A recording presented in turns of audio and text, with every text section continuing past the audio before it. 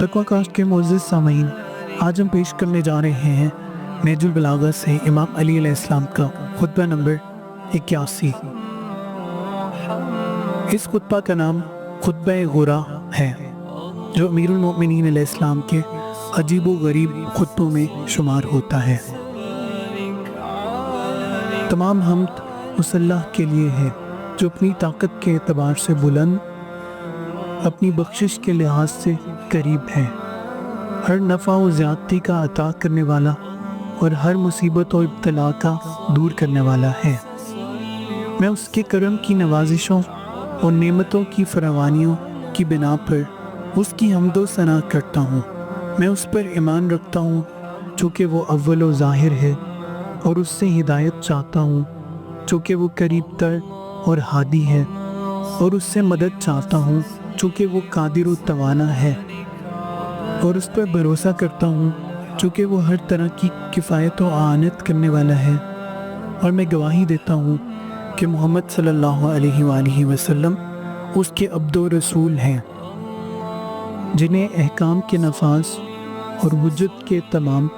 اور عبرتناک واقعات پیش کرنے، پہلے سے متربع کر دینے کے لیے بھیجا۔ خدا کے بندو، میں تمہیں اس اللہ سے ڈرنے کی وصیت کرتا ہوں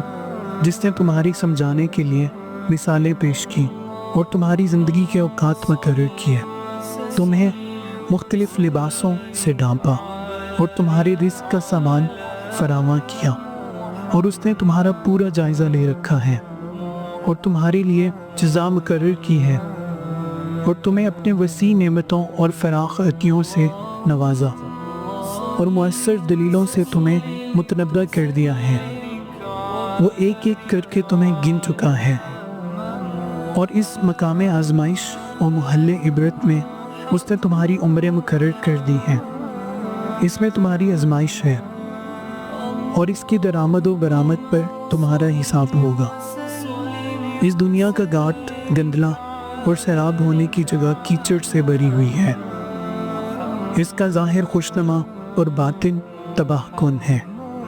یہ ایک مٹ جانے والا دھوکہ، غروب ہو جانے والی روشنی، ڈل جانے والا سایہ اور جھکا ہوا ستون ہے۔ جب اس سے نفرت کرنے والا اس سے دل لگا لیتا ہے اور اجنبی اس سے مطمئن ہو جاتا ہے، تو یہ اپنے پیروں کو اٹھا کر زمین پر دے مارتی ہے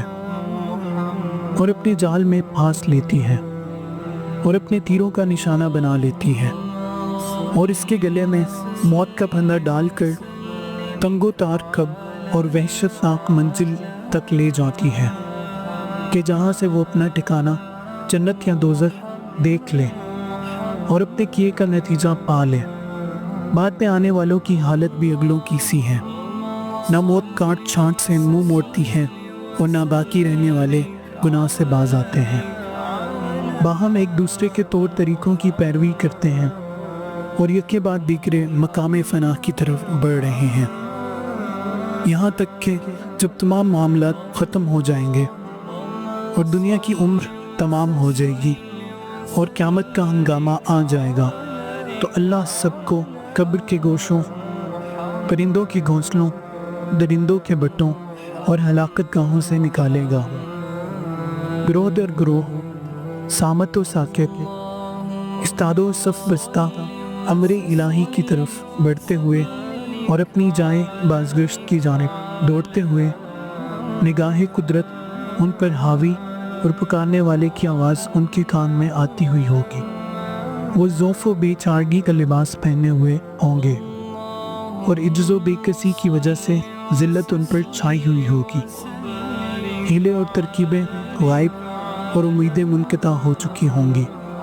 دل مایوسانہ خاموشیوں کے ساتھ بیٹھتے ہوں گے، آوازیں دب کر خاموش ہو جائیں گی، پسینہ منہ میں پھندا ڈال دے گا،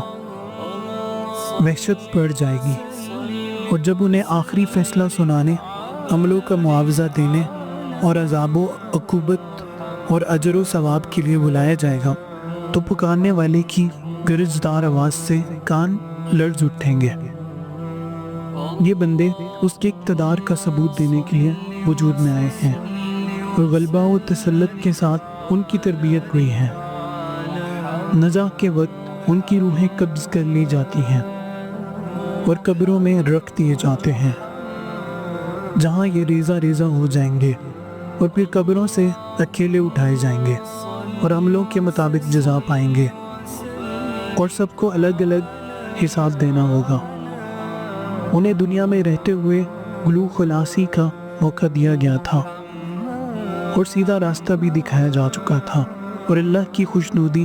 حاصل کرنے کے لیے مہلت بھی دی گئی تھی۔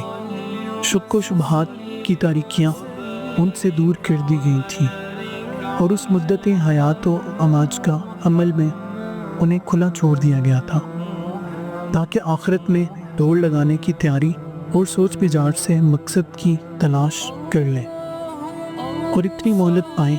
جتنی فوائد کے حاصل کرنے اور اپنی آئندہ منزل کا سامان کرنے کے لیے ضروری ہے۔ یہ کتنی ہی صحیح مثالیں اور شفا بخش نصیحتیں ہیں، بشرط یہ کہ انہیں پاکیزہ دل اور سننے والے کان اور مضبوط راہیں اور ہوشیار عقلیں نصیب ہوں۔ اللہ سے ڈرو، اس شخص کی مانند جس نے نصیحت کی باتوں کو سنا تو جھک گیا، گناہ کیا تو اس کا اعتراف کیا، ڈرا تو اچھے اعمال بجا لایا، عبرتیں دلائی گئیں تو اس نے عبرت حاصل کی، اور خوف دلایا گیا تو برائیوں سے رک گیا، اور اللہ کی پکار پر لبیک کہی تو پھر اس کی طرف رخ موڑ لیا اور اس کی طرف توبہ و انابت کے ساتھ متوجہ ہوا، عقلوں کی پوری پوری پیروی کی اور حق کے دکھائے جانے پر اسے دیکھ لیا۔ ایسا شخص طلب حق کے لیے سرگرم عمل رہا اور دنیا کے بندنوں سے چھوٹ کر بھاگ کھڑا ہوا۔ اس نے اپنے لیے ذخیرہ فراہم کیا اور باطن کو پاک و صاف رکھا اور آخرت کا گھر آباد کر لیا۔ سفر آخرت اور اس کی راہ نوردی کے لیے اور احتیاج کے مواقع اور فقر و فاقہ کے مقامات کے پیش نظر اس نے ذات اپنے ہمراہ بار کر لیا ہے۔ اللہ کے بندو، اپنے پیدا ہونے کی غرض و غایت کے پیش نظر اس سے ڈرتے رہو، اور جس حد تک اس نے تمہیں ڈرایا ہے اس حد تک اس سے خوف کھاتے رہو، اور اس کے سچے وعدے کا افا چاہتے ہوئے اور ہول قیامت سے ڈرتے ہوئے ان چیزوں کا استحقاق پیدا کرو جو اس نے تمہارے لیے مہیا کر رکھی ہیں۔ اس خطبہ کے یہ بھی الفاظ ہیں، اس نے تمہارے لیے کان بنائے تاکہ ضروری اور اہم چیزوں کو سن کر محفوظ رکھیں۔ اس نے تمہیں آنکھیں دی ہیں تاکہ وہ کوری اور بے بصری سے نکل کر روشن و ضیاء باریوں اور جسم کے مختلف حصے جن میں سے ہر ایک میں بہت سے اعضاء ہیں جن کے پیچ و خم ان کی مناسبت سے ہیں، اپنی صورتوں کی ترکیب اور عمر کی مدتوں کے تناسب کے ساتھ ساتھ ایسے بدنوں کے ساتھ جو اپنی ضروریات کو پورا کر رہے ہیں، اور ایسے دلوں کے ساتھ ہیں جو اپنی غذائیں روحانی کی تلاش میں لگے رہتے ہیں، علاوہ دیگر بڑی نعمتوں اور احسان مند بنانے والی بخششوں اور سلامتی کے حصاروں کے، اور اس نے تمہاری عمریں مقرر کر دی ہیں جنہیں تم سے مخفی رکھا ہے، اور گزشتہ سالوں کے حالات و واقعات سے تمہارے لیے عبرت اندوزی کے مواقع باقی رکھ چھوڑے ہیں۔ ایسے لوگ جو اپنے حظ و نصیب سے لذت اندوز تھے اور کھلے بندوں آزاد پھرتے تھے، کس طرح امیدوں کے برانے سے پہلے موت نے انہیں جا لیا اور عمر کے ہاتھ نے انہیں ان امیدوں سے دور کر دیا۔ اس وقت انہوں نے سامان نہ کیا کہ جب بدن تندرست تھے، اور اس وقت عبرت و نصیحت حاصل نہ کی کہ جب جوانی کا دور تھا۔ کیا یہ بھرپور جوانی والے کمر جھکا دینے والے بڑھاپے کے منتظر ہیں، اور صحت کی تر و تازگی والے ٹوٹ پڑنے والی بیماریوں کے انتظار میں ہیں، اور یہ زندگی والے فنا کی گھڑیاں دیکھ رہے ہیں جب چل چلاؤ کا ہنگامہ نزدیک اور کوچ قریب ہوگا، اور بستر مرگ پر کل کو اضطراب کی بے قراریاں اور سوز و تپش کی بے چینیاں اور لعاب دہان کے پھندے ہوں گے۔ اور عزیز و قارب اور اولاد و احباب سے مدد کے لیے فریاد کرتے ہوئے ادھر ادھر کروٹیں بدلنے کا وقت آ گیا ہوگا۔ تو کیا قریبیوں نے موت کو روک لیا، یا رونے والیوں کے رونے نے کچھ فائدہ پہنچایا؟ اسے تو قبرستان میں قبر کے ایک تنگ گوشے کے اندر چکر باندھ کر اکیلا چھوڑ دیا گیا ہے۔ سانپ اور بچھوؤں نے اس کی جلد کو چھلنی کر دیا ہے، اور وہاں کی پامالیوں نے اس کی ترتازگی کو فنا کر دیا ہے۔ آندھیوں نے اس کے آثار مٹا ڈالے، اور حادثات نے اس کے نشانات تک محو کر دیے۔ ترتازہ جسم لاغر و پزمیردہ ہو گئے، ہڈیاں گل سڑ گئیں، اور روحیں گناہ کے بارے گراہ کے نیچے دبی پڑی ہیں، اور غیب کی خبروں پر یقین کر چکی ہیں۔ لیکن ان کے لیے اب نہ اچھے عملوں میں اضافہ کی صورت اور نہ بدعمالیوں سے توبہ کی گنجائش ہے۔ کیا انہی مر چکنے والوں کے بیٹے، باپ، بھائی اور قریبی نہیں ہو؟ آخر تمہیں بھی تو ہو بہو انہی کے سے حالات کا سامنا کرنا ہے، اور انہی کی راہ پر چلنا ہے، اور انہی کی شاہراہ پر گزرنا ہے، مگر دل اب حظ و سعادت سے بے رغبت اور ہدایت سے بے پرواہ ہیں، اور غلط میدان میں جا رہے ہیں، گویا ان کے علاوہ کوئی اور مراد و مخاطب ہے،